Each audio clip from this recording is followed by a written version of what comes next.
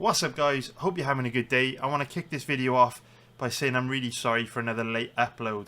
When you see me enter this kind of stage where uploads are getting later and later every week, is usually because the workload from the UFC is also ramping up. So we're just in a series of consecutive weeks of UFC events now where the events we've had have been super time consuming to research, because if you're researching fights properly, different kind of events come with different kinds of workloads. Like different kind of events take different amounts of time to research. So for example, if you've got a really poor quality fight night card, like that card we had a few weeks ago headlined by Jairzinho Rozenstruik and Shamil Gaziev, well, those kind of cards are quite quick to research because you've got some heavyweight fights that don't take long to get through, and maybe some matchups where there's a bunch of debutants with not much footage available on them, so those fights are quite quick to get through as well. But then you get other types of cards like this card and the one we had, last week, and a lot of the other cards we've had recently, which just take a really long time to get through. And that's amazing for me. I absolutely love cards like this, because whenever a card is taking a long time to research, it's a sign that there's very good fights on the card, because I need to spend more time going through the matchups to learn everything about both fighters and how they match up stylistically to give me my big edge in live betting. But the downside is that because I have to dedicate so much extra time to research, the breakdown videos aren't as much of a priority, because I need to prioritize on getting the work done so that when I go into live betting my event on Saturday night, I'm very well prepared for it. And I always get the breakdown videos done. If you're a member of my community, you will know that you will always find a breakdown video for every single fight on every single card on my website. I always get it done. But when we have these periods of many consecutive weeks of UFC with really time-consuming events to research, I just fall further and further and further behind. And then when we get a week where we get a quicker event to research, or we get a break in the UFC schedule, then I can catch up, get back on track. So next week upload will probably be pretty late as well. I've already checked, there's 14 fights I think on next week's card. So yeah, whenever you get these 13, 14 fight cards, they are tough. I need a couple weeks of like 10, 11, 12 fight cards, so then I can catch up a bit. Anyway, obviously the reason why I do spend so much time researching fights is to give me a huge edge in live betting, so that as the fight's taking place I can kind of see into the future and predict how the fight is likely to play out.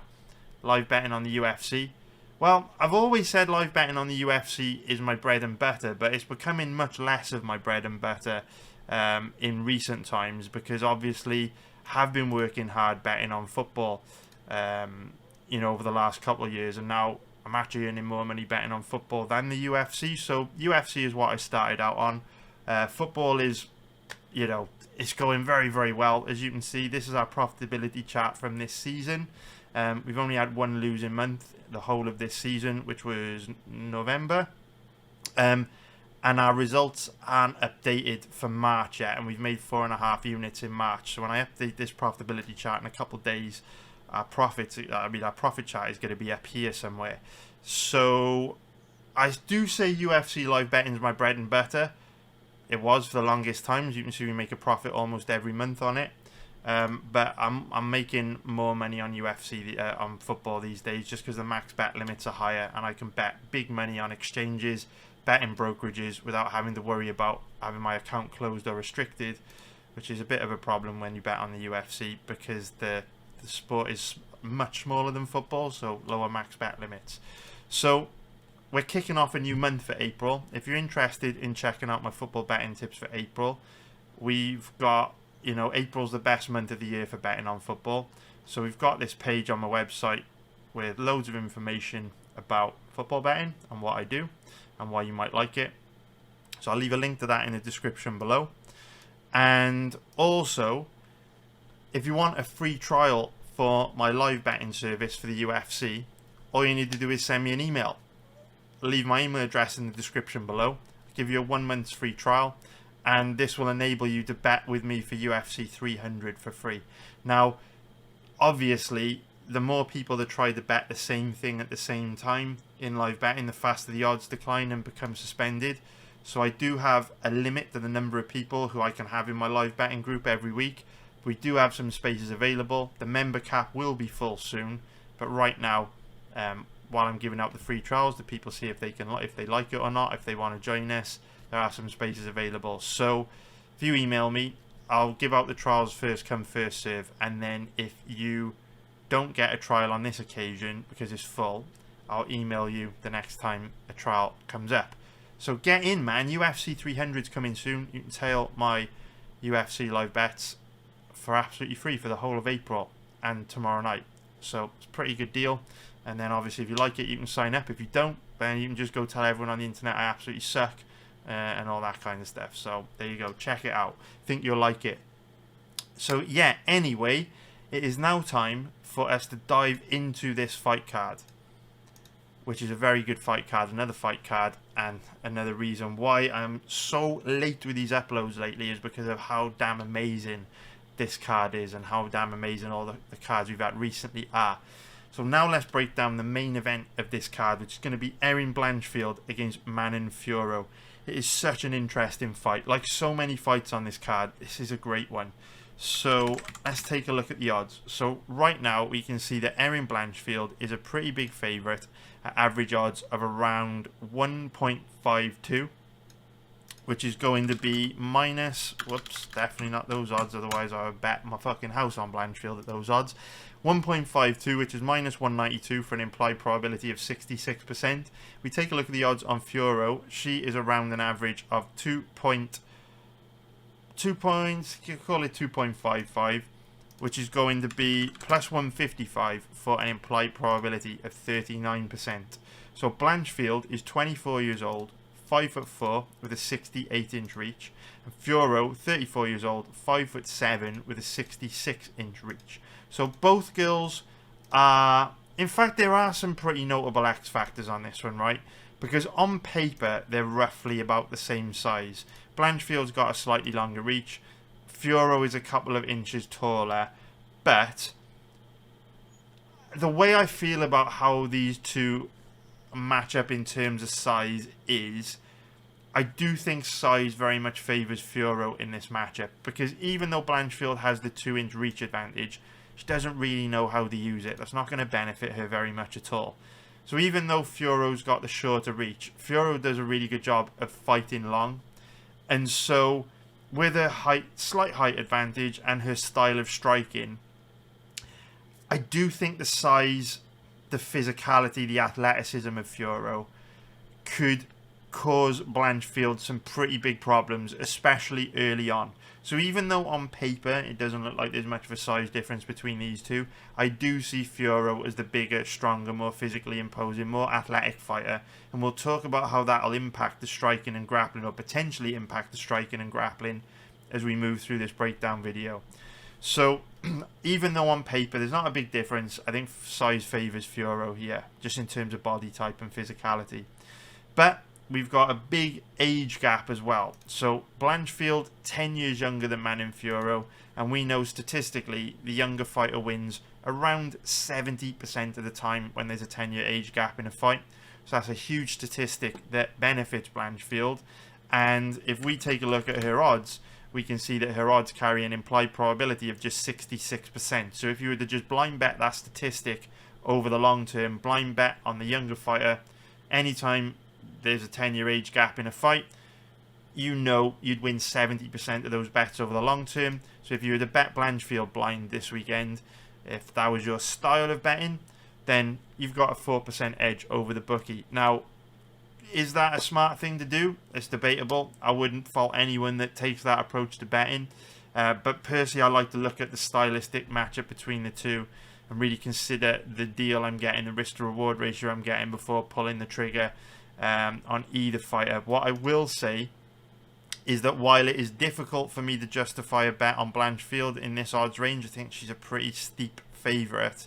If her odds were to improve a little bit, that would get me very interested, because I do think Blanchfield is potentially a very, very difficult stylistic matchup for Fiorot. What I will also say about Manon Fiorot is she's only just turned 34, to be fair to her. Hasn't really shown any signs of decline. And the thing about fighters this age is that even though 34 years old is pretty old for a flyweight, it's not really like Fiorot's taken loads of damage or been in loads of wars or like been knocked out a bunch of times. So a 34-year-old Manon Fiorot is not going to be the same as like a 33-year-old Vicente Luque, or 32 years old, but he's going to be 33 later on, just because of how many extra fights. You know, Luque's had like treble the number of fights, knocked out a bunch of time, been in a load of wars, taken a load of damage, had a load of injuries. Do you know what I'm saying? It's different. It's different. I always use the analogy of miles on a clock with a car. You know, if you've got a 1-year-old car with 100,000 miles on the clock, or a 10-year-old car with 1,000 miles on the clock, even though the 10-year-old car is older, it's probably going to be more reliable than the 1-year-old car because it's had less wear and tear on the. Well, I would say it will have less wear and tear on the engine. But with electrical cars these days, electrical vehicles, maybe a car ain't got a goddamn engine. I've just bought an electric car, hasn't got an engine. So we'll just say components, right? We'll be inclusive to the EV car crowd that I have now joined. So. Also, if you do want to know what car I've bought, let me know. I might make a video on it because I think it's pretty cool. And I don't usually make videos about anything lifestyle related, but I think this car is pretty cool, so I might make a video on it. Who knows, man? Who knows? Who knows? Who knows? Alright, so how do these two match up from a stylistic point of view? Well, when you look at the past performances from both these fighters, you're not going to get clarity, or you're not going to be able to predict the outcome of this one with a high degree of certainty. And the reason is Fiorot hasn't fought any grapplers really. She's fought a couple of really low level grapplers, like Victoria Leonardo you would classify as a wrestler, and you would kind of classify, I would say, Tabitha Ricci as a grappler as well. But we're seeing Manon Fiorot go from facing these pretty low level grapplers like Ricci and Leonardo, and now taking a giant leap forward to taking on who I consider to be the best offensive wrestler in the division, the best MMA grappler in the division. So it's very, very difficult to predict how Fiorot is going to deal with the threat of Blanchfield's grappling, because we haven't really seen her takedown defense and ground game tested. Like I say, if you look at her record, Nami Yunus is a striker, Humanara is a striker, Jennifer Maia is a striker, Mayra Bueno Silva is a striker, and of course, you know, Humanara, you know, Nami Yunus, they'll shoot the odd takedown every once in a while, but they're nowhere near the level of MMA grappler that Blanchfield is. So those fights don't really tell us a whole lot. So when you look at Fiorot's past fights, it doesn't answer the question as to whether she's going to be able to keep this fight standing and whether she's going to be able to work her way back up to her feet if she does get taken down. Because the stylistic matchup is pretty clear to everyone, right? Manon Fiorot is a dynamic striker. Erin Blanchfield, very strong MMA grappler. And we know if the fight goes to the ground, Blanchfield's probably going to do very well. If the fight stays standing, Fiorot's probably going to do pretty well. And it's really as simple as that. So this whole breakdown video is going to be focusing on whether or not Blanchfield can get this fight to the ground and take the fight to the ground.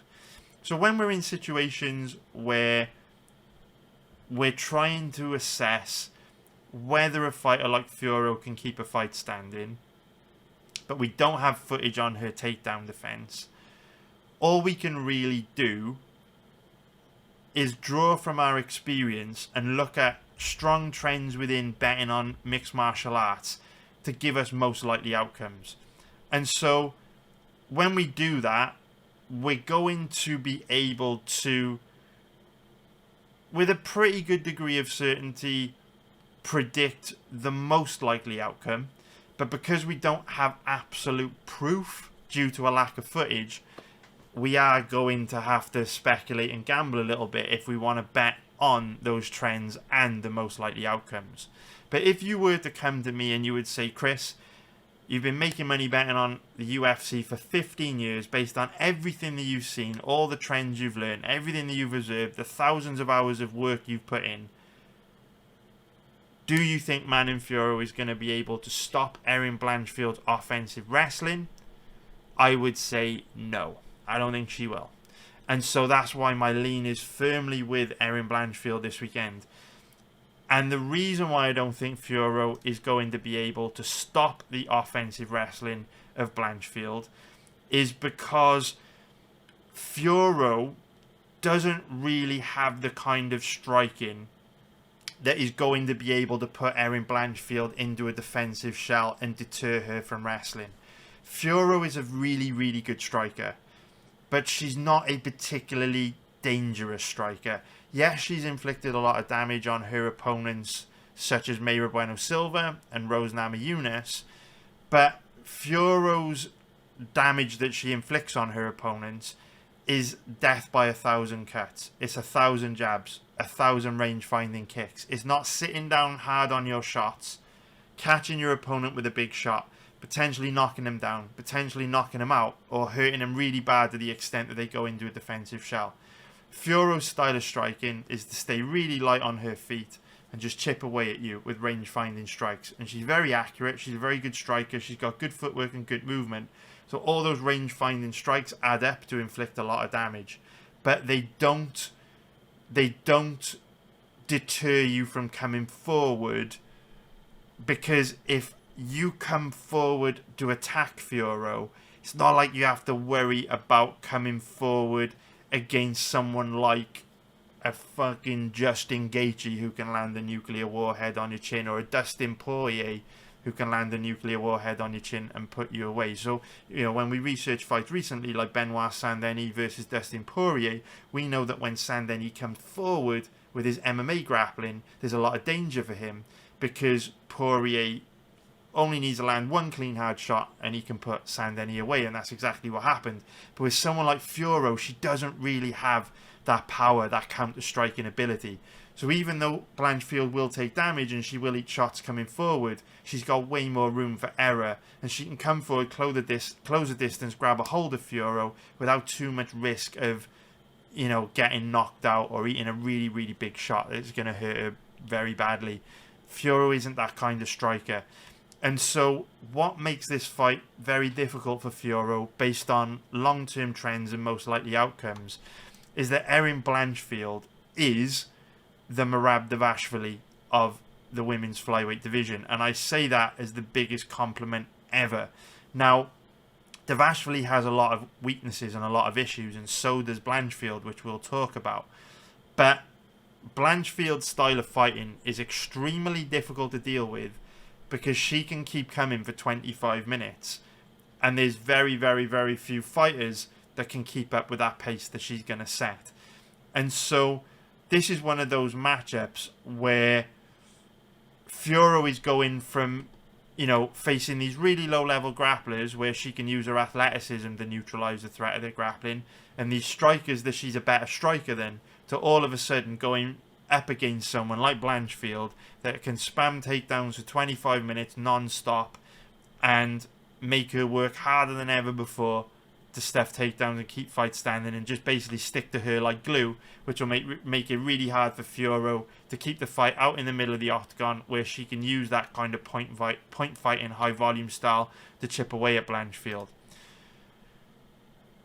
I compare Blanchfield to Dvalishvili because there are lots of different kinds of grapplers, right? And occasionally you'll get a unicorn like a Khabib that has crushing strength and crushing physicality and crushing grappling control and a never-ending gas tank. And those are the unicorns that are extremely rare, and they're very difficult to deal with because they can just grapple relentlessly for the entire duration of the fight without slowing down. And when they get a hold of you, it's like, you know, it's like a python wrapping themselves around you, right? You can't shake them off. But they're the exception to the rule. They're not common. They don't come around very often. Most grapplers fall into one of two other categories, where you either have very strong, very physically imposing grapplers with amazing grappling control, but because they're very strong and physically imposing, they tend to slow down very quickly. And then you have other grapplers like Dvalishvili, like Blanchfield, who haven't got the best grappling control, who don't have that crushing physicality, but because they don't have that massive power and those big muscles and that raw athleticism, the trade-off is their cardio is never ending. And Blanchfield and Dvalishvili are very similar in that way. If you look at Dvalishvili, you watch any of his past fights, his grappling control is actually not that great. You know, his opponents are able to work through positions. He puts them in relatively easily and scramble back up to their feet, and at times he struggles to get them down. But it's not his grappling control that makes him such a formidable MMA grappler. It's the pace that he fights at, where he just keeps coming and keeps coming and keeps coming and drowns you in that pressure and volume. Blanchfield's the same. If you look at Blanchfield's past fights, her grappling control's not great. Her top game's not great. You know, she's not that strong in grappling positions, but she just keeps coming. And that's very difficult to deal with in 3 rounds, even harder in a 5-round main event. So when I look at the most likely outcome between these two, I just don't think Fiorot is going to get the time and space she needs to score. What I mean by that is, Blanchfield's got the ability to stick to Fiorot like glue for 25 minutes. She might not achieve much with that strategy. She may struggle to get Fiorot down, and she may not achieve much in the clinch. But she's going to have an ability to stick to Fiorot like glue and make it very, very difficult for Fiorot to score points, because the fight won't be taking place in a range where Fiorot can settle into a rhythm and land any number of meaningful strikes. Because if you think about Fiorot's style, she's a point fighter. She likes to just chip away at you from a safe distance. Those kind of strikes don't really score very high unless you're putting big volume out there, like she did against Mayra Bueno Silva or Rose Namajunas. The problem she's got against Blanchfield is, as soon as she starts dancing around Blanchfield and lands some of those range-finding kicks or lands some of those jabs, Blanchfield can just close the distance, drive her into the cage, and just start beating her up in the clinch, working with takedowns, and then that just completely takes away Fiorot's ability to score. Now, I know it's possible Fiorot can win the fight in the clinch with perhaps short strikes or knees to the body or elbows in the clinch. I certainly think Fiorot will be better equipped to do those things in the clinch than Blanchfield will. But it's very hard to win a fight like that, especially over 25 rounds, when all you've got is defensive strikes in the clinch. We know in that kind of fight, the grappler usually comes out on top, be it not through the fact they eventually do get success with their grappling, but other ways they have success with that style is just, you know, it's not a good look, you know, in the eyes of the judges. If you're in a state of constantly having to defend and react to what your opponent is doing, if you spend the whole fight with your back against your cage, against the cage, is not a good look. So this is one of those fights where, because Fiorot is strong and powerful and athletic, and she's got good balance and seemingly good cardio, the fight may be difficult for Blanchfield early, but I think the longer the fight goes, I think it's only a matter of time before Blanchfield takes over and start to have success with her grappling. And that's why I compare her to Dvalishvili, right? You know, you look at Dvalishvili's fight against Henry Cejudo, like, Dvalishvili got his ass handed to him in that first round against Cejudo, but it was his pace that got him over the line, where Cejudo just couldn't keep up with that pace. I think we'll see something from Fiorot. I can't be absolutely sure that's the case, because there's, you know, for all we know, Fiorot could have the best takedown offense, best ground game in the history of the UFC. She might just dance around Blanchfield, outstrike her, outclass her and smoke her. But that's the least likely outcome. When the footage doesn't give us 100% clarity on what to expect, we've got to look to trends and most likely outcomes. What I've just described for you is most likely outcome based on everything I've learned about the sport over the last 15 years. Now, say for example this fight does stay standing, I don't think it's going to end well for Blanchfield. Blanchfield doesn't read her opponents well. She doesn't have any power in her hands at all to hurt her opponents on the feet. She's bad defensively. While she is a tough fucker, I think she'll just get annihilated on the feet. Quite frankly, I think Fiorot will outstrike her by a wide margin. And this is to be expected. Blanchfield's only 24 years old, so while she is making big improvements from fight to fight, you know, it's impossible for a 24-year-old to not have some pretty huge holes in her skill set because she hasn't been training long enough to be the total package yet.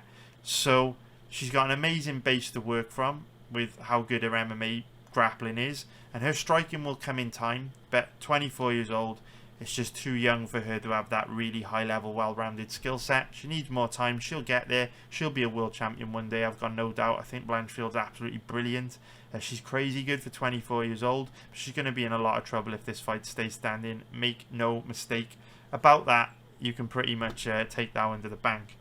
So, in terms of how I view this fight from a betting point of view, it is a tough one for me because I think Blanchfield's going to do really well this weekend. Her odds are just very difficult for me to justify because I can't be 100% certain that Fiorot will eventually struggle with Blanchfield's offensive wrestling. The most likely outcome is she will, but whenever I'm looking at betting a fighter in Blanchfield's odds range, I don't want to have any unanswered questions. I want to have all the information available where I can feel really, really comfortable that my fighter is going to be able to do exactly what I expect them to do. I don't mind gambling a little bit when I feel the odds are very, very generous. But in order for me to bet Blanchfield at these odds range, I'd have to have absolute confirmation in past footage, past performances, that Fiorot wasn't going to be able to deal with Blanchfield's grappling for 25 minutes, and I just don't have that. So for that reason, I can't bet Blanchfield at these odds because she's a terrible bet. And not a terrible bet, but she's just not a good deal. The way that I would look at it is, guys, the way I would look at it is, right, I just want to earn money, right? I don't care about gambling. I don't care about placing bets for fun. I don't care about parlays and accumulators and prop bets. They are not interesting to me at all, right? We are making big money betting football, and we make money most weeks over the long term live betting on the UFC. Our win rate on over-under bets is absolute insanity, and we've performed extremely well on UFC pre-fight moneyline bets over the last 2 years as well. So I'm just in a position where I have absolutely no need to bet Erin Blanchfield. There's just no need, because if I'm patient, I'll find an amazing over-under on this card where we know we've got a huge edge. Or I will find some amazing bets on football this weekend where we know we've got a huge edge. We'll snipe a really, really high conviction, high probability UFC live bet this weekend. And the chances of me making money this weekend are very, very, very high if I stick to what I do best. I just don't need to be betting fighters like Blanchfield at minus 200, 1.53 territory. It's just, I want to make money. I want to buy Ferraris. I want to buy big houses. I want to travel the world. You know, and I have huge edges, and I make a lot of money betting on certain things which enable me to do those things. And not that I've bought a Ferrari. By the way, I haven't bought a Ferrari. I've bought a Porsche, which is cheaper than a Ferrari, obviously. But point being, I like money. I care about money. I'm only interested in making money, and I want to retire young, have a good life. And I don't need to be putting hard-earned money, our hard-earned cash, in harm's way, betting fighters like Blanchfield, where we don't have all the answers to all the questions. You know what I mean? So just chill, pass, relax, stick to the stuff we've got huge edges on. When we do that, we make money most weeks over the long term. That's what we're going to do. So just chill on the Blanchfield-Fiorot fight. It's very difficult to bet without being totally certain what to expect from Fiorot's defensive wrestling, takedown defense, ground game.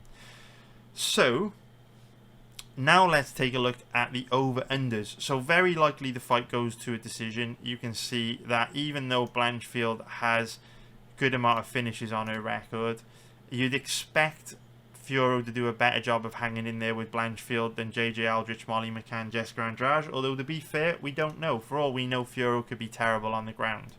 So I personally think that the fight will go deeper because Blanchfield will struggle to get Fiorot down early, but you never know. Fiorot could be one of these fighters that, you know, looks like a white belt on the ground. I mean, she does train in France, and despite the odd, you know, unicorn like Benoit Saint-Denis, who's obviously got a very good ground game, when we think of the majority of fighters that have come from France over the years, generally speaking, they're pretty bad on the ground. You know, Cyril Gane, probably the best example I can think of when you look at how bad he looked on the ground against John Jones and Francis Ngannou. So, yeah, French fighters not known for their ground game, so she could really struggle. Maybe Blanchfield gets her down and subs her real quick. I think it's more likely the fight goes the distance. Or not the distance, but more likely goes deep into that third, fourth round. But I'm not going to bet on that because, like I say, Fiorot's grappling is a complete unknown. So I would avoid the over-under on this one. In terms of the most likely outcome, again, it's very difficult. Without knowing a whole lot about Fiorot's ground game, I'm looking at the odds on win by submission for Blanchfield, win by decision. It's hard to say, hard to feel confident either way. So we'll give that one a miss. I hope you found that breakdown useful. Now let's break down the next fight on this card, which is going to be the Silent Assassin, Vicente Luque, versus Joaquin Buckley. Numancia. Is that a reference to Half-Life, the video game? Wasn't the city in Half-Life called Numancia? I don't know what that means. Anyway, let's break this one down. So if we start off by taking a look at the odds, we can see both these guys are in the even money odds range. We can see that Buckley is the slight underdog at average odds of around 1.94, which is going to be minus 106 for an implied probability of 52%. If we take a look at the odds on Vicente Luque, we can see that he's around an average of 1.87, which is going to be minus 115 for an implied probability of 53%. So Luque is 32 years old, 5'11", with a 76-inch reach. Buckley, 29 years old, 5'10", with a 76-inch reach. So both guys virtually the same age, virtually the same size. Nothing really to separate them. I know that Buckley has obviously fought at middleweight previously, but for me he was always a welterweight because he was always, you know, undersized in the middleweight division. So really good stylistic matchup this, really good fight, one of the most interesting fights on the card. Very much looking forward to seeing how this one plays out. Now, even though both these guys are around about the same age, they are at very different stages in their careers. Even though Buckley has had a lot of fights, like not tons less fights than Luque, in terms of the miles on the clock, I feel there is a big difference between these two. So, while we have seen Buckley brutally knocked out a few times, to be fair, for me, he hasn't taken anywhere near as damage as Luque. You know, one of the reasons why we all love Luque, you know, Luque is one of my favourite fighters. He's incredible. One of the reasons why we love him is because he's just so fun to watch, right? He's so entertaining. But that comes at a cost in that he just takes so much damage in so many of his fights. And because he's so tough, so difficult to get out of there, he takes incredible amounts of damage in his fights because he just hangs in there, right? So if you look at Buckley's fights in matchups where he's been knocked out, you know, against guys like, you know, Alicio Di Chirico or Chris Curtis, obviously it's not great that he got knocked out, but it was just got knocked out, and prior to that didn't really take much damage. When we look at some of Vicente Luque's fights, you know, the amount of damage he took against Jeff Neal was just unbelievable. Took tons of damage against Stephen Thompson, and even fights that he's won against guys like Mike Perry and Nico Price, they were just absolute wars where he took tons and tons and tons of damage. So he's got over 30 pro fights now. He's suffered many, many significant injuries. You know, he's taken tons of damage, been knocked out a bunch of times. I just think Luque is one of these fighters that is probably going to decline earlier in his career than you'd expect. So even at 32 years old, he's going to be 33 later this year. I'd keep my eye on Luque. I think he may start to decline now.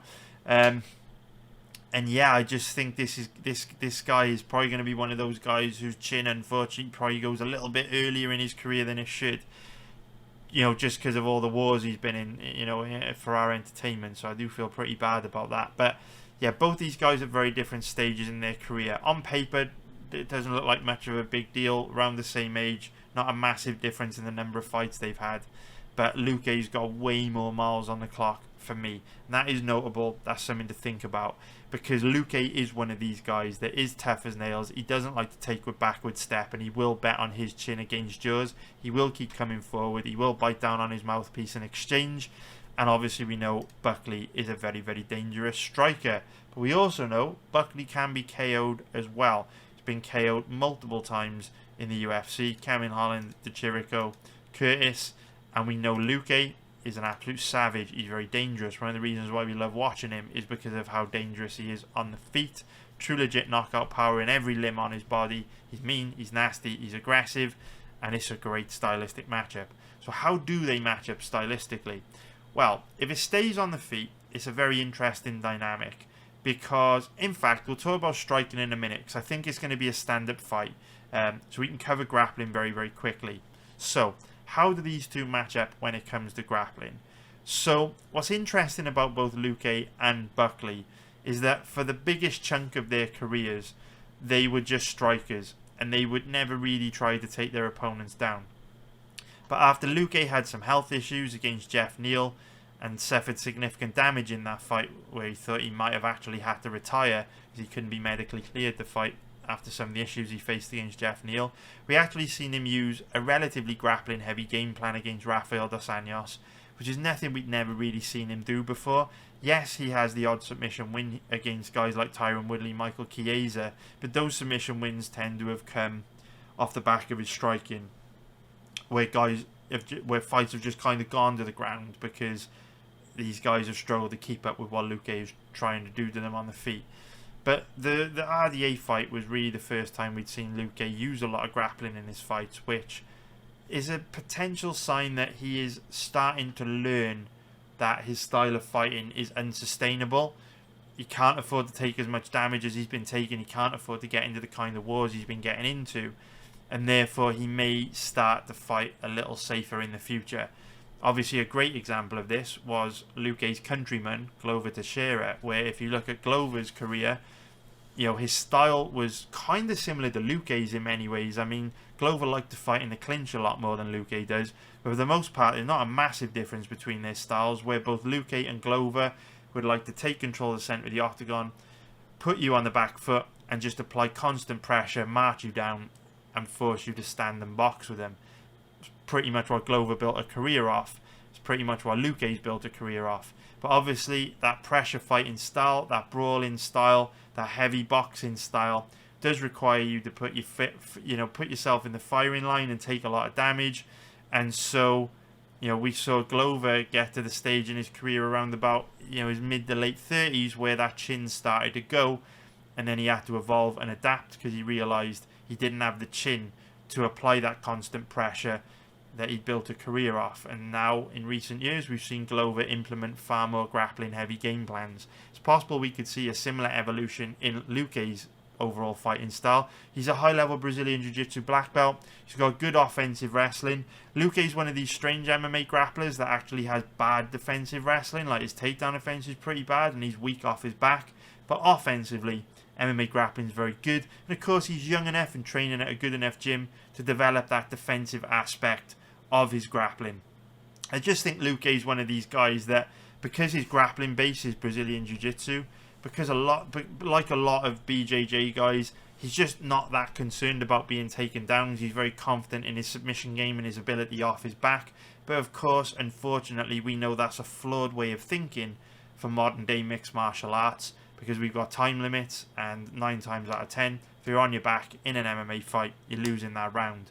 So that is a weakness in Luque's skill set, but it doesn't mean he can't evolve and improve that. I mean, the last time we really saw that be an issue was against Belal Muhammad 2 years ago. And in the last 2 years, obviously, Luque could have improved his defensive wrestling ability to work his way back up to his feet a lot, because with his high-level Brazilian Jiu-Jitsu black belt, he certainly had a strong base to work from. So when we look at this fight from a grappling point of view, the point I was trying to make in all that is Buckley and Luque have built their careers off being strikers, but in recent times we've seen them use grappling in their fights. If you look at Buckley's record, for example, he used some grappling against Alex Morono. He tried to use some grappling against Imavov. We've seen him use a lot of grappling against Abdul Razak Al Hassan. So Buckley is far more willing these days to mix things up and transition from striking to grappling and try and take his opponents down.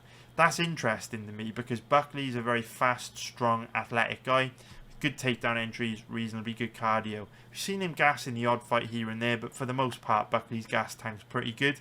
And so, if Buckley were to try and take Luque down, based on how bad Luque's takedown offense has looked in the past, how weak he is off his back, I think that Buckley could have quite a bit of success with his offensive wrestling, just based on his ability to score points with takedowns. However, in terms of the actual skill gap on the ground, Luque is levels and levels and levels above Buckley. Buckley is an athletic guy who is a pretty good striker, who's trying to bolt on MMA grappling to his overall skill set. But he's still a bit raw, he's still a bit green. He doesn't have that high level ground game, whereas Luque does. And so even though Luque will be harder to take down, or even though Luque will be easier to take down than Buckley, potentially Buckley could be in a bit of trouble mixing it up on the ground with Luque because of how slick Luque's submission game is. I mean, we saw what he did to Michael Chiesa, who's a far higher level grappler than Joaquin Buckley. So, you know, the grappling between these two is pretty interesting. Now, in terms of the striking, it's a real clash of styles. We've already talked about Luque's style as being forward pressure, aggression, very much a boxing-based style of fighting. Luque does throw some kicks, but for the most part, it's very boxing-based, very traditional boxing-based, where he keeps that chin tucked, shoulders up high, behind the high boxing guard, and he looks to move forward behind the high boxing guard to get into a range where he can let his hands go. And he wants to fight you in a phone booth. Luque likes to bet on his chin, his toughness against yours, and he likes to fight you in a phone booth, box you up in that phone booth. And that makes for an interesting dynamic because Buckley doesn't fight in that range. He doesn't strike in that range. Buckley is a guy that likes to be all the way outside of a range where he can be hit, or blitz him forward with like fast combinations where he likes to get in, do his work, and then get out.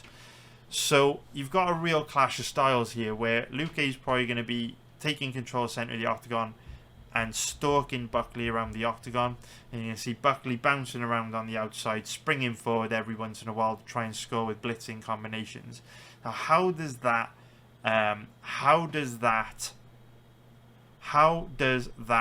translate to who is more likely to win? Well, what's interesting about the dynamic between these two is they're both quite bad defensively, but in very different ways. So Buckley's bad defensively in the sense that he's quite green and doesn't read his opponents particularly well. So let's talk about a guy like Stephen Thompson. And he's relevant in the context of this fight because we've seen how Thompson looked against Luque, right?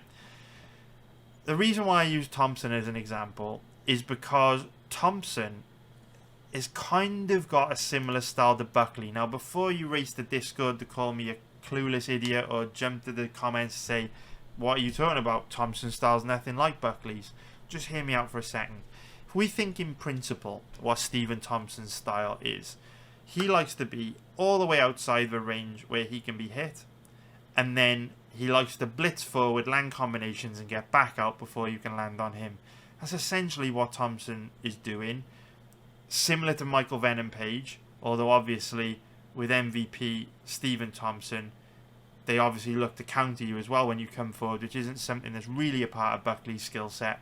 But the point being, for the most part, when guys like Thompson, guys like MVP are initiating attacks, they're the ones who are blitzing forward. Very similar to Buckley. All the way outside, and then he's blitzing forward, right? The difference between a guy like Stephen Thompson and Joaquin Buckley is that when Thompson comes forward, he's got a very good ability to read what you're going to do, react to what you're going to do in that moment, and he's just a very high level striker that can see everything in close distance and slip shots and land counters and land very nice combinations and be very, very cerebral and reactive in the moment.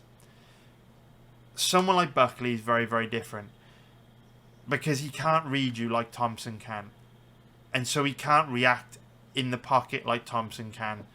He's not as cerebral as Thompson. So Buckley has this all the way out or all the way in style of striking, but he's throwing like pre-programmed combinations. So if you've got a guy like Thompson, he's going to come forward and attack you. He's got an idea in his head of what combination he wants to throw that he's been setting up for you, but you can also read and react in the moment if you're going to do something unexpected, right? The way I would describe Buckley's style of blitzing striking is he is more of a video game character, right? You know when you look online and you're playing Street Fighter or Mortal Kombat and you see some cool move you want to do, and then if you're on the PlayStation, you'll be like, right, I'm going to fucking attack my mate now, and I'm going to press XX, triangle, circle, square, X to do this combination. Then you'll press the buttons and the fighter will go forward, do all those things, and you don't really consider what's coming back from you. You don't really care. You're not reading what your opponent's doing. You're just throwing this combination. Buckley's kind of the same. He's thinking, I'm going to come forward and attack this dude now, and I'm just going to throw a combination I've got in my head, but I'm not really throwing it to react to what he's doing. I'm not really setting him up for this. I'm just going to blitz forward and do this thing, and hopefully it works. That's kind of what we get from Buckley. Whereas Luque is very different. Luque is much more like Thompson. Luque wants to get in that pocket, in that phone booth, in that boxing range, and then he wants to look to land counters and react to what you're doing. He wants to come forward and get close enough to you where he can see what you're giving him and give you a bit back, give you more back. So they're totally different. So what does that mean in the context of this fight? Well, what it really boils down to is how good of a job Luque does of reading Buckley in those blitzing attacks. Because when Buckley comes forward, he comes forward in straight lines, doesn't move his head much, doesn't read his opponents, which means even though he's very, very dangerous offensively, he hits hard, he's very explosive, he's very fast, he's also very bad defensively. He's just coming forward like a big, lovable, excitable dog, but can easily run into something that they didn't see coming, right? I've just bought a new puppy. She keeps running into tables, running into doors, running into walls, because she's running around like a crazy person. She's not really considering what might be coming back at her if she runs into something, you know what I mean? Like she runs into a door or something. She's just big, excitable. And Buckley's a little bit like that. Runs forward with loads of energy, loads of athleticism, loads of explosiveness. And he's very, very dangerous, but he's not really considering what's coming back. Luque is going to be planted like this, and when Buckley blitzes towards him, he's going to stand his ground, and he's going to be looking to slip whatever Buckley's bringing to him, come back with a big shot. And the question is, who's going to be able to have more success, right? Is Buckley going to be able to get in and out and damage Luque more with that blitzing style? Or is Luque going to get a read on Buckley, and every time Buckley comes into that boxing range, Luque's going to be able to slip the shots and fucking crack him? I don't really know who's going to get the better of the striking. My lean's very much Luque, though. And the reason being is I do think Buckley, to some extent, is a bit predictable. Now, he throws a really diverse range of strikes. Spinning attacks, big combinations, lots of different kinds of punches and kicks, which are difficult to read for sure. But I think Buckley's very good because he overwhelms guys. So when you've got a guy like, for example, Alex Morono, who isn't particularly good at reading his opponents, when a guy like Buckley blitzes forward and throws a combination at you, because Buckley's good at mixing things up and throwing different combinations, Morono can't really fucking work out what's going on. So Buckley's able to catch him. Different shots. Luque is very different. Luque's going to be stood there like this and laser focused, downloading everything that you're going to do. And Luque isn't afraid to stand in the pocket and eat a shot to give a shot. That's one of the reasons why he's taken so much damage in his career. So when Buckley comes forward with those blitzing combinations, Luque is going to be more focused on the chin of Buckley than the combinations that Buckley's throwing. And Luque's just going to have his chin tucked, shoulders high, behind the high boxing guard. He's going to be laser focused on the target. And he's not really considering too much what Buckley's throwing. He's just going to try and deflect things and slip shots and throw those counters. And that's Luque's style. And he is good in the pocket. So, I do lean more towards Luque. The problem that Luque's got in this fight is that Buckley is able to mix things up much better than Luque. He throws a very diverse range of strikes. He's very fast. He's very good at getting in and out of range. And so Luque's only got that brief window in that phone booth to catch to catch Buckley with big counters before Buckley gets back outside the range where he can be hit. When we are talking about the decline of fighters, reflexes are one of the first things to go. And in order for Luque to have some success against someone like Buckley, his reflexes are going to have to be on point. Because Buckley's so good at getting in and out of range quickly that Luque's only going to have a very small window of opportunity to counter him before Buckley's back outside the range where he can be hit. So Luque's reflexes have got to be absolutely on point. And my main concern for Luque in this fight is him getting hurt early. Because Buckley absolutely has the ability to hurt Luque. Buckley's got the ability to hurt anyone in the division. He's a big, explosive, dynamic, exciting, powerful striker with true legit knockout power in every single one of his hands. He's very good at blitzing in and out. And if he lands a clean head shot on Luque, he's going to hurt him. There's no doubt about that.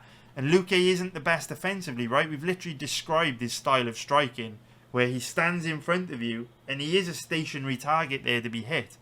So you could see a situation early on where Buckley's coming forward with a blitzing style, and before Luque has a chance to find his range, he's taking a lot of damage and eating big damage, which is kind of what happened in the Jeff Neal and Stephen Thompson fight.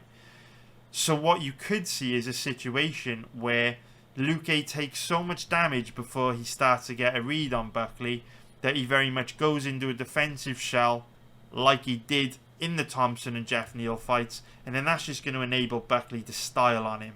You know, we've seen situations where, you know, Luque's been so hurt that he can no longer be the aggressor, and he just goes into a defensive shell where this then becomes his defense on the outside, and guys like Thompson can take control of the centre of the octagon, or guys like Jeff Neal and just chip away at him and light him up. And I could definitely see Buckley doing that, but I do think in order for Buckley to get the fight to that dynamic, he has to hurt Luque pretty bad before the dynamic will flip in that way, simply because in the pocket, Luque will catch Buckley with big shots and hurt him. So it's quite a complex fight. My lean is Luque. For sure, just because I think Buckley's defense is so bad in boxing range that Luque will punish Buckley for his sloppy blitzing entries. But this is a young man's game, and while there isn't that big of a difference in age, these guys are definitely on different career trajectories, and I am seeing massive improvement from Buckley from fight to fight. I mean, look, we bet on Buckley to win his last fight against Alex Morono. He looked absolutely phenomenal. So I'm a huge fan of Buckley. I think he's brilliant. I'm also a huge fan of Luque. I just think Luque does tick a lot of the boxes for a fighter that will be starting to decline very significantly from fight to fight, even though the fact that he's just 32 years old can mask that a little. And so, very, very interesting fight. My lean is Luque, but far too risky for me to bet this one. In terms of the over-under on this matchup, I would not bet the over-under. I would not touch this fight. Both guys have got a history of being knocked out. Both guys have got a history of taking big damage, and they're both extremely dangerous. Both of them have got true legit knockout power in every single limb on their body, and we know these guys do not like to take a backward step. We know they like to go to war. So, on one hand, you could lean towards the over based on the fact that both guys are extremely tough. There's no quitting them. They're both well-rounded. It's not going to be easy to get either of them out of there. But then you could also, you know, lean towards the under, because whenever you've got a situation where both guys are going to meet head-on and you've got a guy like Luque that will refuse to take a backward step, something's got to give. And in the instance, of these two, we've seen him knocked out a bunch of times, so I wouldn't rule out the possibility of a knockout coming at any time in this fight. Now, in terms of the prop bets on this one, one prop that I do like is Luque by decision. I do think the odds are pretty generous on that at 6.0 plus 500. I don't like prop bets, and I'm not going to be betting it myself, but I do think you could see a situation where the skill gap is just too big, and every time Buckley blitzes forward, Luque kind of punishes him for it, and then that makes Buckley more reluctant to blitz forward, and we just see a situation where the skill gap is too high and Luque kind of outclasses him a bit. In order for that to happen, Luque will probably have to use some grappling and not have declined as much as I think he might have done. But I'm surprised the odds are up in that range, if I'm honest. But I won't be betting it myself. But if you do want to bet a prop on this fight to make watching it more interesting, that could be an interesting one for you to go for. Now let's break down the next fight on this card, which is going to be Bruno Silva versus Chris Weidman. So if we start taking a look at the odds on this one, we can see the Silva is the favourite at average odds of around 1.43, which is going to be minus 233 for an implied probability of 70%. If we take a look at the odds on Weidman, he's around an average of 2.95, which is plus 195 for an implied probability of 34%. So, I absolutely love this fight. I think it's an amazing fight, and I think the UFC have done a really good job with their matchmaking on this one. I'm often very critical of UFC matchmakers because I think they throw too many fights together without really putting that much effort into how both guys match up from a stylistic point of view. But I think they've done a phenomenal job with this fight, and it's just a brilliant, brilliant, brilliant stylistic matchup. The reason why I love this fight so much is because I hate what the UFC usually do when they take these legends who have had long, successful careers, and we all love them, and then in the tail end of their careers, when they start to decline, and they're not capable of performing anywhere near the level that they used to, they just keep throwing them in there against these young, hungry bulls, and all that ends up happening is that we see these legends like Weidman have their legacies destroyed, and they just end up taking tons and tons of damage in the later stages of their career, which isn't healthy for them, it isn't good for them, and it doesn't really benefit anyone. Yes, you get to build up younger fighters off their name, but at the expense of destroying legacies and, forcing us fans to watch fighters we absolutely love go through some really tough times, both emotionally and physically. And we all know, Weidman's been through absolute hell, with the obviously the injuries that he's faced to his leg. So I really, really, really like this fight. I think it's a really good fight because obviously Weidman's better days are behind him. He's on a very steep decline. Weidman's an intelligent guy. He will know that. Father Time's undefeated. He's going to be 40 years old in a few months' time. 39, 40 years old. Very, very old for any division. And Weidman's going to be declining to the point where every time we see him, he's going to be looking a lot worse than he did the time before that. With Bruno Silva, he's 34 years old. So even though on paper it's not a massive age difference, we know that this is the sweet spot where the younger fighter wins a very high percentage of the time. Maybe not on paper because there's only a 5-year age gap, but we know the whole point of the age statistics is to highlight the fact that young guys beat very old guys a really high percentage of the time. So at 34 years old, that's not that old for a middleweight. You wouldn't really expect to see much decline in Silva, even though he's had a lot of fights, compared to Weidman, who ironically has had less fights, but has taken a lot of damage, been in a lot of wars, had a lot of injuries, and has obviously had a lifetime of wrestling to go with his 22 pro MMA fights. So, when you look at this matchup, obviously, older fighters find ways to lose.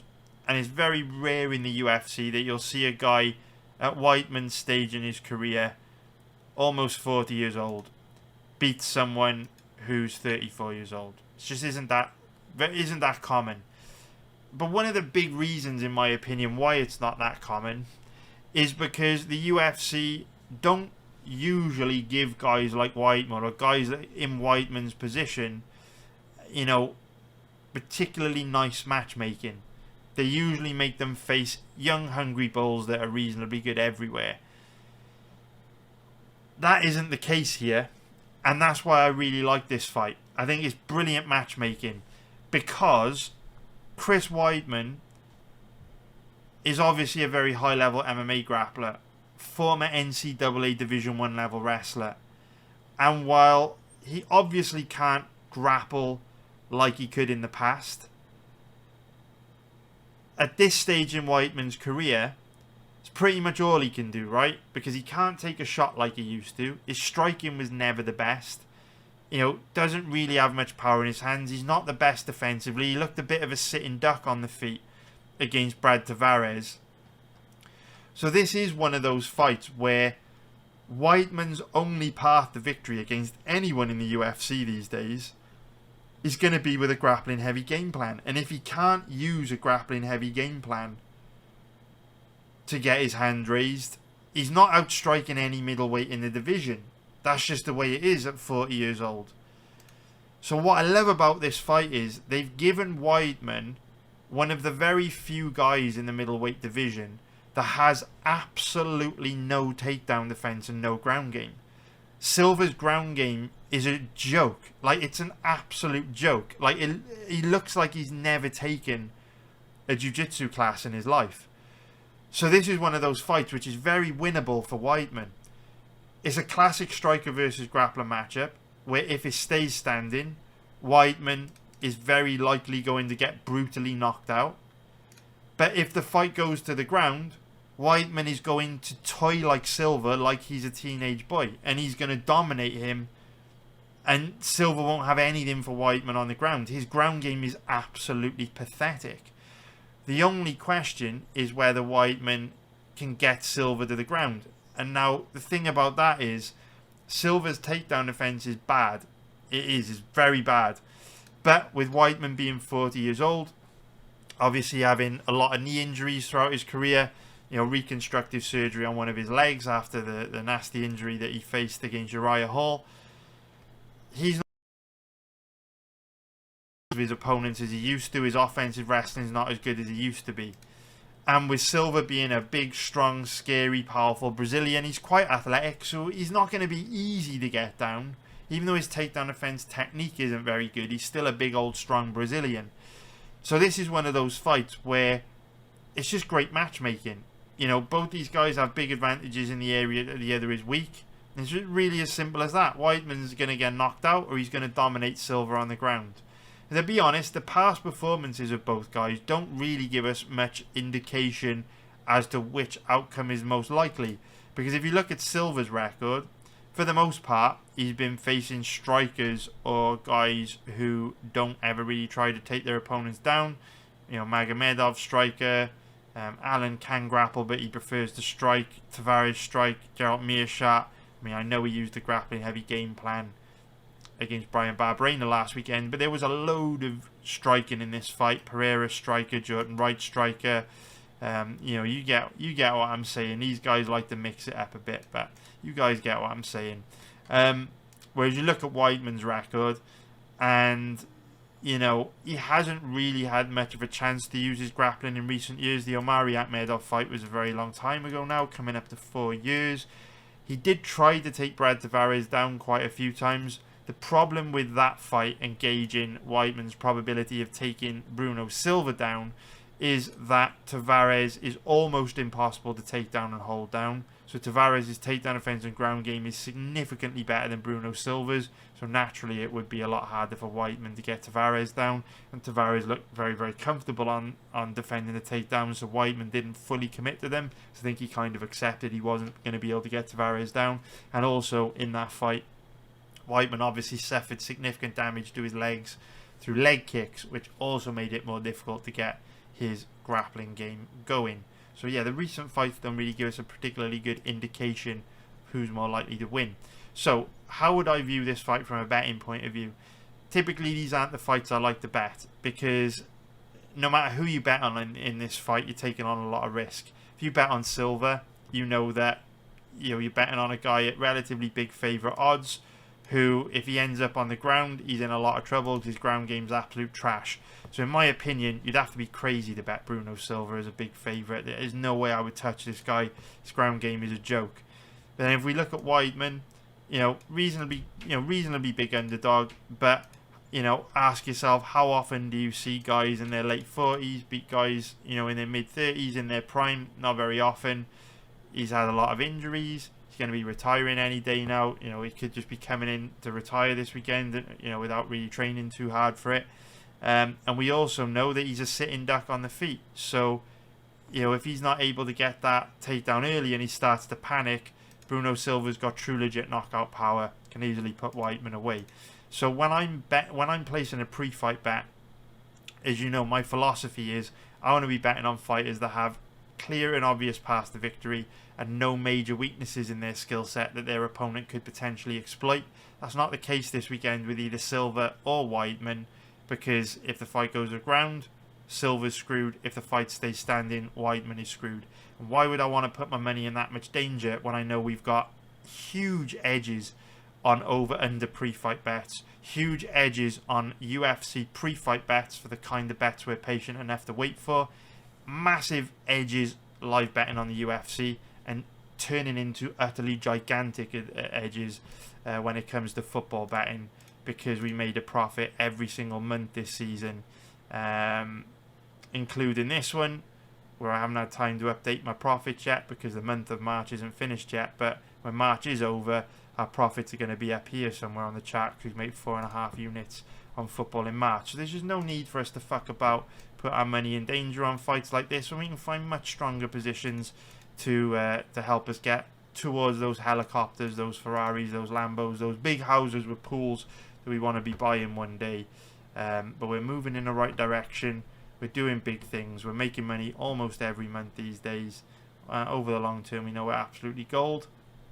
You just got to stay disciplined, stay on the right track, stay patient enough for those low-hanging fruit bets to come to us, where we can have a lot of conviction and a lot of confidence in the fact that we're putting our money in a very strong position. That's how we make money in this game. It's as simple as that. So, if we look at the over-under on this fight, wouldn't go near the over-under. Again, even money odds range on the over-under. If Weidman is able to get the fight to the ground, more likely it goes over, because he can just lie on top of Silva, wear him down, beat him up from top position a bit. Obviously, if the fight stays standing, very much doubt it's going to go over 7.5 minutes. My lean on the over-under is the under. I think that Silva's shown his ground game is so bad that if it does go to the ground, there's a good chance Weidman will submit him. But if the fight does stay standing, Silva's got big power, and Weidman is such a sitting duck on the feet. I could see Weidman getting brutally knocked out. So my lean is the under. Under 2.5 rounds is actually quite interesting to me at 1.47. I didn't think I would feel that way. But yeah, the odds perhaps a bit too steep on that one for me. So in terms of the props, Silva knockout, most likely outcome. Odds are terrible. Do you know what? I will throw a curveball in here. I'll actually throw a curveball in here. I'm not going to be betting this myself because I don't like props, but if you want to place a prop on this fight to make watching it more interesting, I actually think Weidman to win by knockout or TKO is really, really, really good value. These odds are kind of crazy to me. Do I think Weidman is going to knock Bruno Silva out? Absolutely not. I think there's barely any chance of that happening. But the bet on Weidman to win by knockout or TKO also covers the potential for stoppage via ground and pound. Silva's ground games look very low level. He really struggles to defend himself. So if Weidman puts him in a bad position on the ground, it's possible he could get a stoppage through ground and pound. And if he does, that would obviously be graded as a win by TKO. And so even though, when most people look at bets like this, they think, there's no way Weidman's going to knock out Silva, I would agree with them, but they forget this also covers the potential that Weidman could get a win by ground and pound. So I think those odds are quite generous. I'm quite surprised they're not in the same odds range as Weidman by submission. I would probably have them around about 7.0, 8.0. So probably a bit of good value there for people interested in props, but I'm not interested in props. So hope you found that useful. Alright, now let's break down the next fight on this card, which is the matchup between Nursultan Roziboev and Cedric Dumas. So if we start off by taking a look at the odds on this one, we can see that Roziboev is the favourite at average odds of around 1.48, which is going to be minus 208 for an implied probability of 68%. If we take a look at the odds on Dumas, he's around an average of 2.75, which is going to be plus 175 for an implied probability of 36%. So when I first saw this matchup this week, I was really optimistic that I'd be able to find a pretty solid bet on Roziboev. Because if you look at the part of the world that he's from, Uzbekistan, you know, generally speaking, most fighters that come from this country have a pretty well-rounded base in combat sambo. You look at his appearance, you know, you look at, like I say, the part of the world he's from, the style of fighting that guys from this part of the world usually have, and, you know, his name. He ticks a lot of boxes for the type of fighter that could potentially give someone like Dumas absolute hell, especially because he's got 4 times as many fights, tons more experience, and we know there's obviously a lot of issues with Dumas, you know, pretty low level in some areas, and so potentially this was a nightmare stylistic matchup for Dumas. And then when I started researching Roziboev, I was kind of blown away by how bad he looked in a lot of his past fights. Now, before you clip that and run to my Discord or run to my comment section after Roziboev chokes Dumas out in 60 seconds this weekend to call me a clueless idiot and how it was so obvious that Roziboev would run through Dumas, just hear me out for a second. When you go and look at Roziboev's past fights, his grappling looks really low level. And so that doesn't really fit the profile of a guy that looks like this from this part of the world, with this sort of name, with this sort of beard, with this many pro fights. It doesn't really add up when it comes to Roziboev. And so I'm not really that sure what to expect from this guy this weekend. Because while he does look really bad in his past fights, in my opinion, they haven't lasted, or most of his recent fights have not lasted long enough for us to get a really good read on where he's currently at. Because if you go back and watch this fight from 2019 against Boris Miroshnichenko, however the fuck you pronounce that, or you watch this fight against Ramazanov or this fight against Dadanov, he looks terrible. He looks very, very low level. Bad takedown offense, weak off his back, makes a lot of mistakes on the ground. Not particularly great on the feet either. But obviously this fight was, you know, 4 or 5 years ago now, so it's possible Roziboev could have improved a lot in that time. The problem is, all of his fights since 2019 have ended so quickly. Every single one of them have ended in round 1. So we're in this position now where we don't really know where Roziboev is at. He could have improved so much in the last 5 years, to the extent that he's now, you know, one of the best middleweights in the world. Or he might not have improved that much since his fights that went the distance back in 2019, 2018. And if that's the case, he's a pretty low-level fighter. So I don't really know what to expect from this guy. There's just too many gaps in information, too many unanswered questions. Yes, tricky one for me. Very, very, very tricky.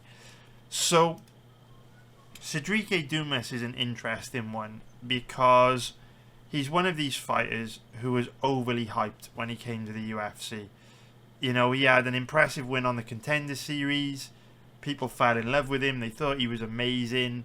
I remember back when we broke down his first fight in the UFC, I remember saying to everyone, like, this guy's got some pretty big weaknesses, and he's got away with them against the lower level of opponent, but as he starts to face a higher level of opponent in the UFC, those weaknesses could really cost him, and we've seen that, right? He struggled a little bit in his first few fights in the UFC. But the problem with the MMA community as a whole is that they don't do a particularly good job of seeing things for what they really are. And it's just kind of groupthink. It's just kind of like the kind of mentality you see in crypto, right? When number go up, everything's great, everyone's bullish. When number goes down, everyone gets scared, everyone gets bearish. But we know that, you know, crypto goes through cycles, it goes through long periods of going sideways, and people are always trapped in this never-ending cycle of extreme bullishness or extreme bearishness, when they don't actually just sit down, chill out, focus on what is true, analyze all the information available to us, and really evaluate what the actual truth of a situation is based on all the information we've got available. They don't sit down and do that. They just have these extreme opinions that are not based on facts and not based on reality, really. So there's an overall perception of Cedric Dumas in the MMA community at the moment that he's a terrible fighter and that he's really low level. And while I'm certainly not going to go out and say that Dumas is a great fighter, I don't think he's anywhere near as bad as people make him out to be. And I think the reason why Dumas is facing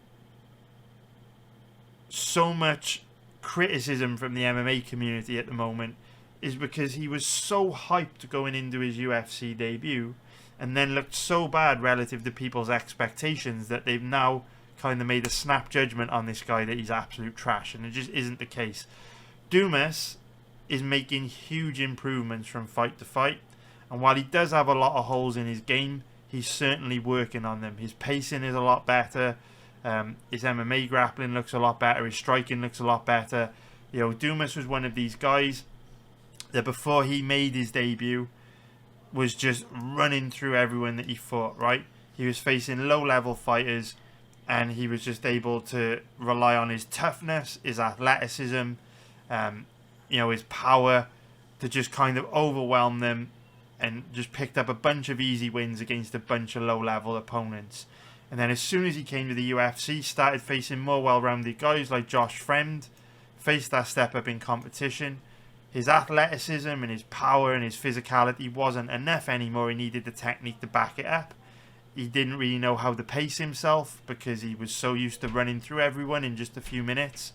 And he's had to go through an adjustment period where, you know, he now realizes that he's got to fight in a safer, more sustainable way, pace himself better over 15 minutes, be more tactical, more strategic, and he's going through that evolutionary process. In my opinion, doing a pretty good job of that. Does he have weaknesses? Absolutely, he's got lots of weaknesses, but he's making big steps in the right direction. And so, you know, at 28 years old, he's very young for a middleweight, and he's definitely on the right track. He's definitely making big improvements. So if you see guys online be like, oh, Dumas is trash, Ruziboev's got a beard, it's an easy fight for Ruziboev, it might be, but based on past performances, it's more than likely not going to be. So, you know, stick to taking people's opinions on board on fights like this who have actually spent, you know, an hour or two sat down watching footage on both fighters, and then I'm just making snap judgments from win-loss records, MMA records, and hazy memories. So in terms of the tail of the tape, Ruziboev is 30 years old, 6'5". We don't know what his reach is, which is kind of crazy considering he's had a fight in the UFC and he's had over 40 pro fights. But anyway, he's obviously got that long, lean body type. And Dumas is 28 years old, 6'2", with a 79-inch reach. So both guys pretty big, but it's possible that Ruziboev has a reach advantage to go with the size advantage because he's long and tall. Now, 6'5" is obviously huge for a middleweight, and we know that guys that are usually long and tall, or abnormally long and tall for the division, usually have pretty bad takedown defense because their base is pretty weak, right? So when we think about Ruziboev, where he's lean and long and lanky. This is probably the reason why his takedown defense has looked so bad in past fights, because he's just very weak in the lower body. Every once in a while you get a unicorn come along with this body type, like a John Jones that's got bulletproof takedown defense, but they're very rare. Most of the time when you see a guy abnormally long and tall, like a Jamal Hill, a James Vick for example, they're pretty easy to take down and hold down. I'm guessing that's the case with why Ruziboev's ground game looks as bad as it does. So, how likely is that to cost him against Cedric Dumas? Well, we saw a lot of grappling from Dumas in his fights before he came to the UFC, and a bit of grappling from Dumas in his last few fights. What I would say about Dumas is that he's a very strong, very physically imposing grappler. You know, he's got good grappling control, heavy top game, dangerous on the ground. The only problem with Dumas is that he does burn through a lot of energy when he grapples.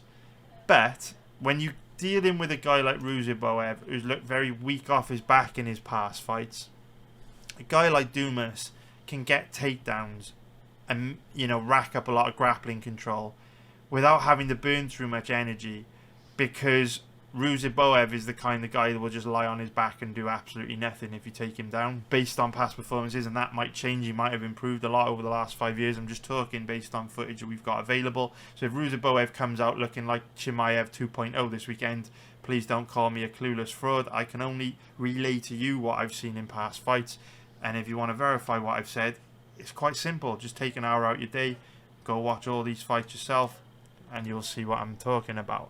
But anyway, with a guy like Dumas, you can have a lot of success with grappling against someone like Ruziboev without having to burn too much energy. And so this is where fight IQ comes in, because Dumas is going to have a decision to make, right?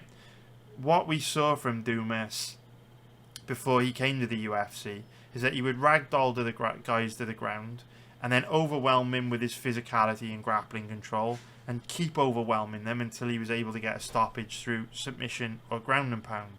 Right? With this fight, Dumas has now learned that that style is unsustainable, because when you run into guys that can hang with you on the ground, you need to have the energy to continue to fight effectively for 3 rounds. So if Dumas is able to get Ruziboev to the ground, he needs to be patient. In the past, he would be trying to pass Ruziboev's guard and mount him and smash him with ground and pound and choke him unconscious, jump on guillotines and all this shit. Whereas what he really needs to do is learn from his fight against Josh Fremd and just think, do you know what, I'm going to focus on position more than submission here, get the easy takedown, put the grappling control in the bank, run the clock down, score points, take it easy, pace myself. That is the direction that Dumas is moving in. Because if you look at his performances against Izatar and Brundage, where in grappling positions he was a lot more patient than he was before he came to the UFC. And if you look at the times during those fights that were on the feet, Dumas wasn't rushing in trying to knock these guys out and kill them. He was just chipping away at them and outstriking them. You can see that Dumas is definitely moving in the right direction. He's fighting much more strategically, much more tactically, and he now understands the importance of pacing himself and taking the fight round by round. He's not trying to kill everyone in 1 minute like he did before he came to the UFC. And so we're in a situation where Dumas is potentially a very difficult stylistic matchup for Ruziboev, because Dumas has shown that he's got good offensive wrestling, good grappling control. You know, he moves reasonably well on the feet. You know, he's not a bad striker. He's a little bit sloppy, not the best defensively, but he's not terrible. And so if Ruziboev is coming into this fight and he hasn't improved his takedown offense and ground game very much since like 2019, 2018, I think Dumas can have a lot of success in this matchup with a grappling heavy game plan. Unfortunately, from a betting point of view, it's kind of an impossible fight to bet on, because we know Dumas is a little bit sloppy on the feet, doesn't throw the highest volume of strikes now that he's adjusted his pacing. And so Ruziboev likely does have a pretty big advantage on the feet. And with Ruziboev being from Uzbekistan, supposedly having a base in combat sambo, if his takedown offense and ground game is a lot better than it looked back in 2018, 2019, and if Dumas can't get the fight to the ground, then Dumas is probably screwed and he's probably going to get lit up and outstruck. So this is one of those matchups which is really impossible to predict because we don't know enough about Ruziboev to make a prediction with a high degree of conviction and confidence and, you know, really know what we're getting from this guy. So best case scenario for us this weekend is that this fight goes to a decision.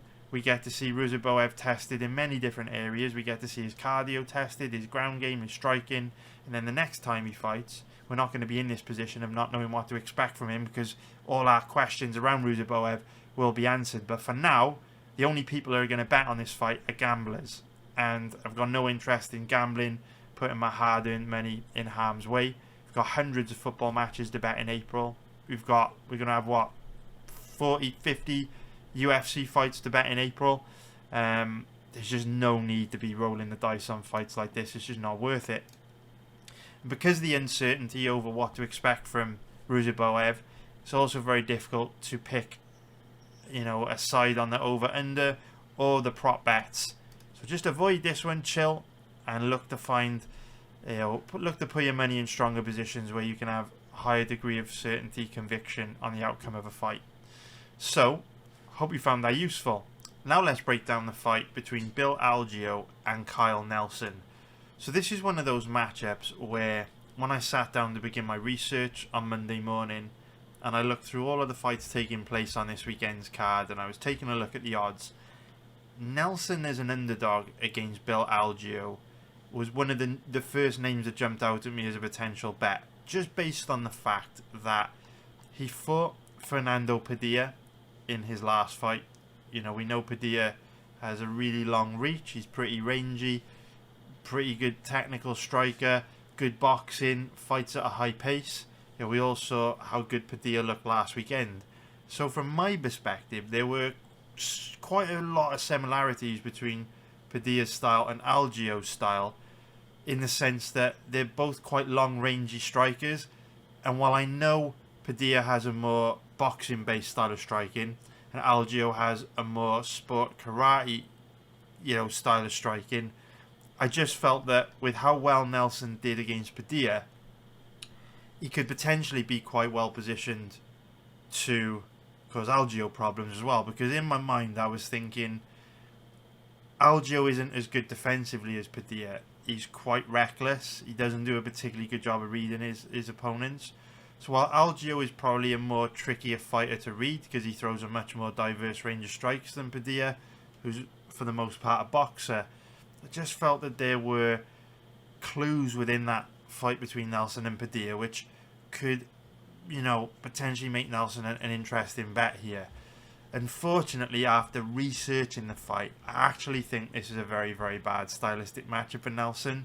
And so this is one of those fights where if I hadn't done the research on this one, I might have jumped into a bet on Nelson, which would have been a pretty bad bet, in my opinion. So now I understand why Algeo is a big favourite. Our average odds are around 1.40, which is going to be minus 250 for an implied probability of 71%. If we take a look at the odds on Nelson, he's around an average of 3.0, which is plus 200 for an implied probability of 33%. So Algeo is 34 years old, 6 foot tall with a 73-inch reach. Nelson, 32 years old, 5'11", with a 71-inch reach. So we can see that both guys roughly the same age, roughly the same size. Nothing major going on with the tail of the tape. You can see that Algeo is a little bit longer and taller, but there's like trade-offs with the body types of these two. So Algeo is obviously long and rangy, but Nelson is smaller, more muscular, more compact, and has a real abundance of power. You know, there are a lot of fighters on this card.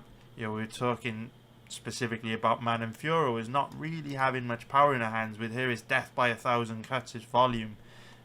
You know, another example on this card would be Lupita Godinez, or got any other examples? No examples as clear as that. Perhaps Jamal Emmers, perhaps Julio Arce. But anyway, on the other side of the spectrum, you've got guys with massive power, like your Bruno Silvas, as an example, and your Carl Nelson definitely falls into that category. When we look at Nelson's record, he doesn't actually have much He doesn't actually have many knockout wins on his record, at least not in the UFC.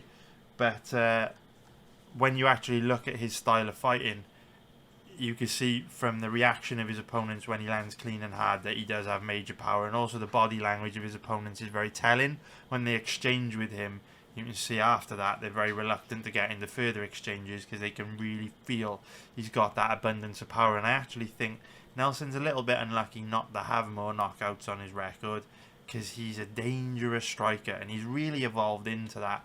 When he first came into the UFC, he was a pretty low level striker, and he's making massive improvements from fight to fight. So that's another thing that I would say about Nelson, which gets me interested in him.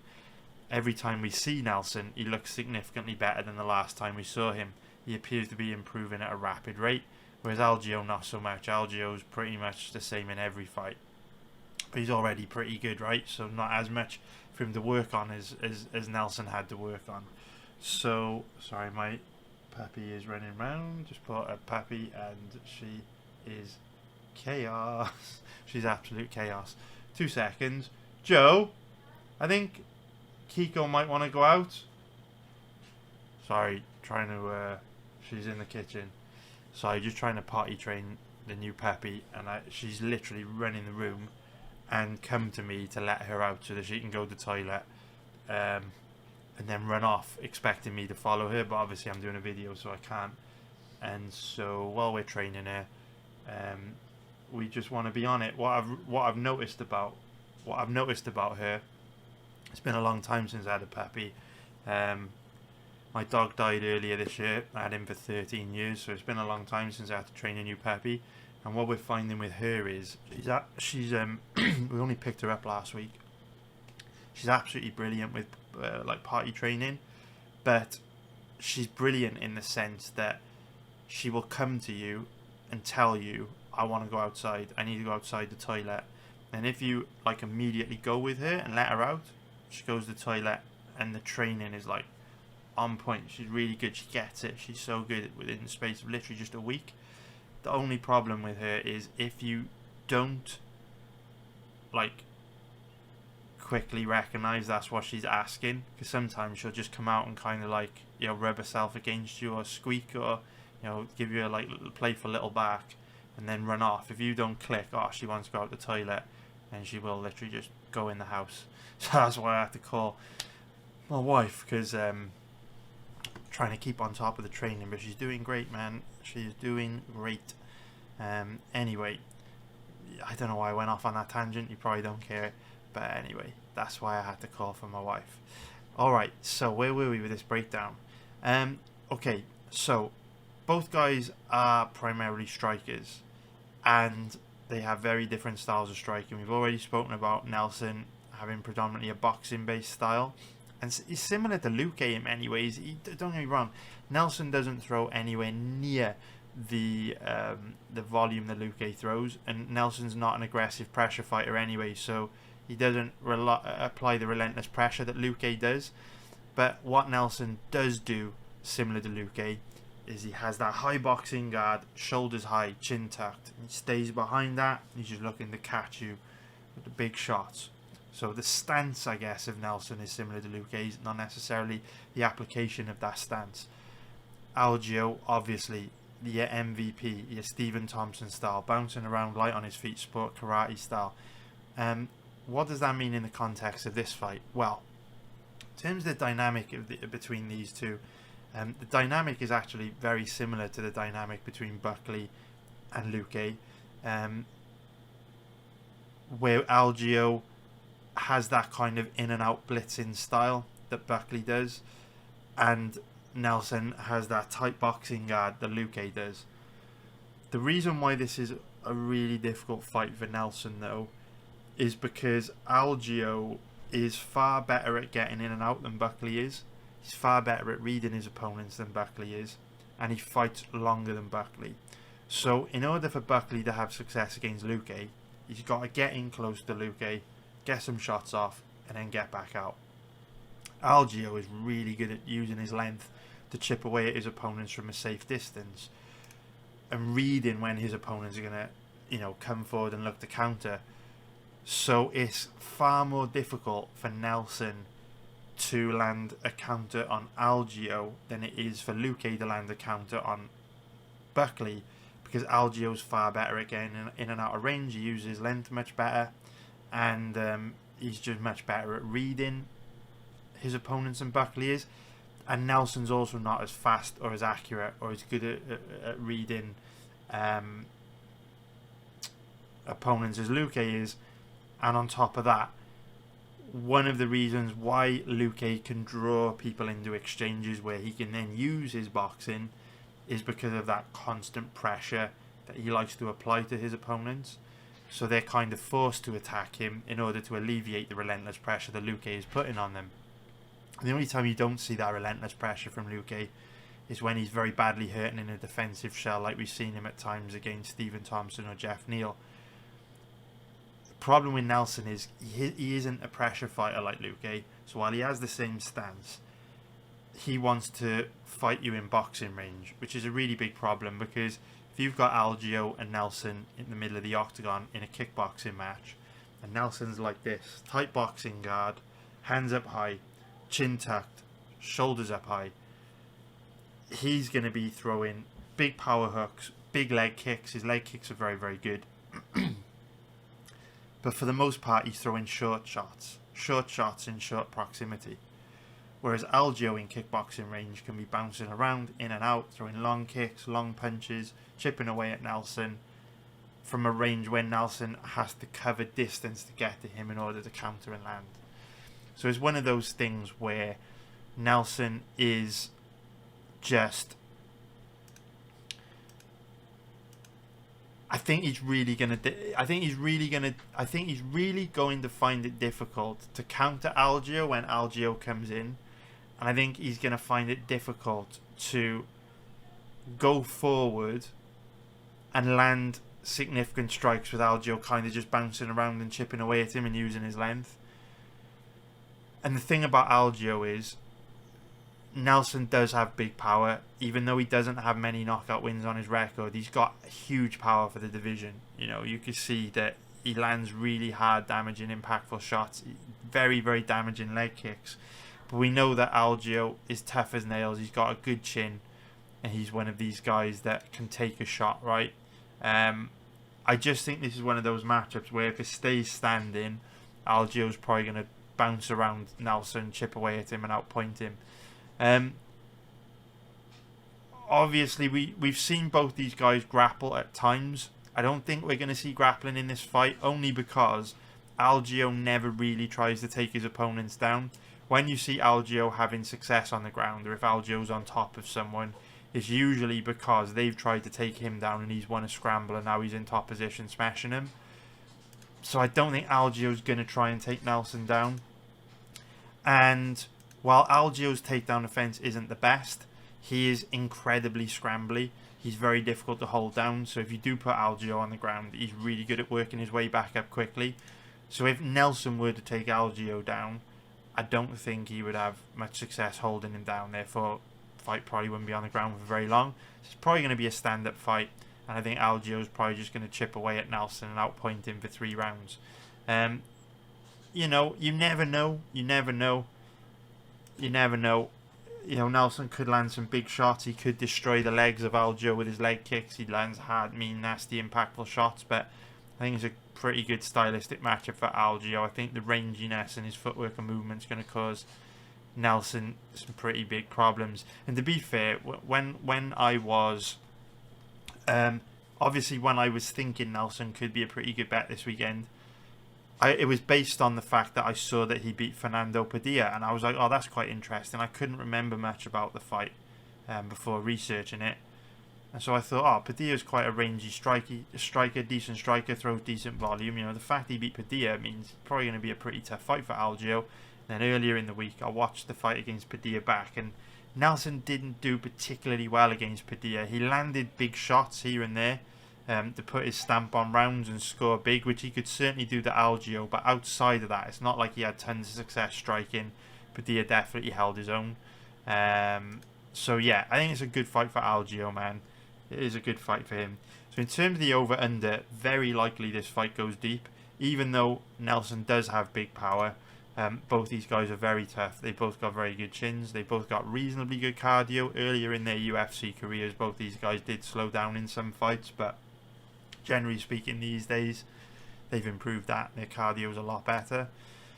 So very likely the fight goes deep, but the odds reflect that, with the odds being pretty steep on this fight to go to a decision, so I would give that a miss. But as you can see from their records, most of Nelson's fights go deep. And if you look at Algio's record, last few have ended pretty quick. Actually, that's a grappling match, so I take that back. You can see that he frequently does go to a decision. So yeah, man. Over under pretty dead in that odds range, but more likely to go the distance for sure. Now, in terms of this fight, and prop bets, the only prop I would consider is Algio by decision, but the odds are absolutely terrible. I mean, it's barely better than even, so yeah, it's a bit dead, the props there. So I would probably give that a miss. So I hope you found that useful. Now, let's break down the next fight on this card, which is going to be Chidi Njokuani. The best voice, no disrespect to Bruce Buffer, but in my opinion, Njokuani has the best voice in the history of the UFC, history of MMA, maybe even the history of the world. Bang Bang Njokuani versus Rhys McKee. So, if we start off by taking a look at the odds on this one, we can see that Njokuani is the favourite at average odds of around 1.71, which is going to be minus 141 for an implied probability of 58%. We take a look at the odds on Rhys McKee. He's around an average of 2.17, which is going to be plus 117 for an implied probability of 46%. So Njokuani is 35 years old, 6'3" with an 80-inch reach, and Rhys McKee is 28 years old, 6'2" with a 78-inch reach. So we can see that both guys are roughly the same size. Chidi with a bit of a height, bit of a reach advantage, but nothing major. 2 inches is pretty negligible. And we can see there is a pretty big difference in age, with McKee being 7 years younger than Chidi. And statistically, the younger fighter wins around about 67% of the time when there's a 7-year age gap in a fight. And I guess Chidi is at that stage in his career where you would expect him to be declining from fight to fight, just because he's 35 years old now. He's going to be 36 later in the year, but he has had a lot of fights. 32 pro fights is quite a lot. Now obviously he hasn't fought a super high level of opponent throughout his career. He spent a lot of time in Bellator, where you don't get the toughest matchmaking, but at the same time he has fought some tough guys: Koreshkov, Salter, Carvalho, New Picnic, Melvin Guillard even. Wow, that is a blast from the past. Yeah, you guys know what I'm saying. Chidi is, at the stage in his career where he would be declining, whereas McKee at 28, we'd expect him to be getting better and better and better all the time. So we recently broke down the matchup between Carl Nelson, Bill Algio, and we were saying that Nelson was one of the first names that jumped out to me as a potential bet as a slight underdog. Actually a pretty big underdog now with the way the odds have moved. And Rhys McKee was another one of those names that jumped out at me, only because whenever I see a guy as an underdog facing someone like Chidi Njokuani, we know that his takedown defense and ground game is so bad that if any able-bodied, reasonably well-rounded mixed martial artist implements a grappling-heavy game plan against Chidi Njokuani, they're likely to do pretty well. So seeing Rhys McKee, underdog odds, I know he's reasonably well-rounded, decent cardio, reasonably tough. I thought, you know what, it's an interesting one, this, because if McKee grapples hard, he's likely to cause Chidi big problems. Unfortunately, he never seems to grapple ever. And I know, obviously, he was kind of thrown to the wolves in his UFC debut, where he fought Khamzat Chimaev, really low level on the ground. But the thing is, when you have guys like Chidi, who are so weak off their back, you don't need to be particularly good on the ground to have tons of success in them. You just need to be a bit better than they are. And so, with how bad Chidi is on the ground, if McKee did use grappling in this fight, while he may struggle to get the fight to the ground, because at times Njokuani's takedown defense looks good and at times it doesn't, because he's got good balance at times, when the fight were to go to the ground, I think Njokuani would be in a lot of trouble. Like I say, the problem is Rhys McKee never tries to take his opponents down, so I can't really bet on him doing that. But you've got to kind of have it in the back of your mind if you're betting this fight this weekend that is a huge path to victory for McKee. It's just that he very rarely chooses to go down that path. And so whenever you're betting on a fighter to do something that they don't usually do, that usually leads in disappointment, because, you know, we're all creatures of habit and fighters are stubborn, and McKee will, you know, most likely not grapple this weekend, even though he's got cauliflower ear, and it would be the best strategy for him to use. So yeah, if we look at how these two match up when it comes to striking, then, you know, if this fight were to stay standing, which based on past performances is more than likely to, this is a real clash of styles, which is really going to be determined by how much Chidi lets his hands go. Because skill for skill, McKee's got nothing on the feet for Njokuani. McKee is one of these volume strikers that throws a high volume strikes, chips away at you, but is not particularly technical, is not particularly good defensively, and doesn't land anything that's hard or impactful. He's really just touching you. Chidi is obviously a very explosive striker. He's fast, he's accurate, he's dynamic, he throws a really diverse range of strikes, devastating kicks, decent boxing, vicious elbows. And Chidi's the kind of guy that can hurt you very bad, knock you out, inflict a lot of damage. So on the feet, Chidi poses a far bigger threat to McKee than McKee poses to Chidi. But one of Chidi's biggest weaknesses throughout his career is that at times he's very passive.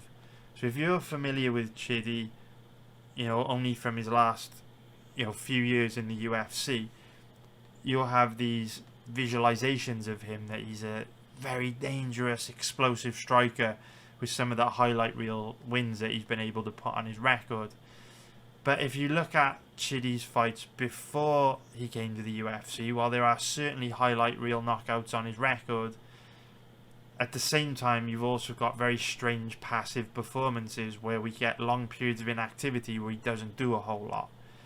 And that's a real big problem with Chidi, because we saw this issue creep in during the Albert Duraev fight, where at the end of round 1 it was pretty clear Duraev was tired very, very bad, and it was pretty clear Chidi was the fresher fighter, but Chidi did virtually nothing in rounds 2 and 3, didn't really make Duraev pay for being tired, and Duraev was still able to win, you know, one of the second or third rounds without grappling. You know, the fact Chidi was outstruck by Albert Duraev is not a good sign, and that isn't a skill issue.